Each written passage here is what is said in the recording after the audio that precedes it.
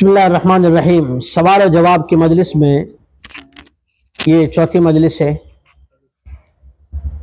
تو انشاءاللہ سوال و جواب شروع کرتے ہیں۔ جی السلام علیکم۔ وعلیکم السلام ورحمۃ اللہ۔ نماز کو اپنے وقت پر نہ پڑھوں تو کیا گناہ ہوگا؟ نماز کو اپنے وقت پر پڑھنے کے بارے میں اللہ جل شانہ نے کلام مجید میں کئی جگہوں پر ارشاد فرمایا ہے کہ نماز جو ہے مومنوں پر وقت کے تعین کے ساتھ، فکس وقت کے ساتھ جو ہے فرض ہے۔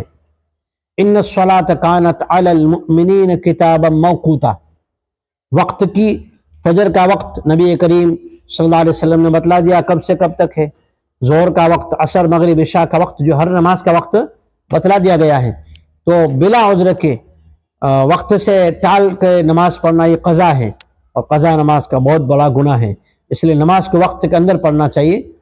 اللہ تعالیٰ ہمیں وقت پر نماز ادا کرنا نصیب فرمائے۔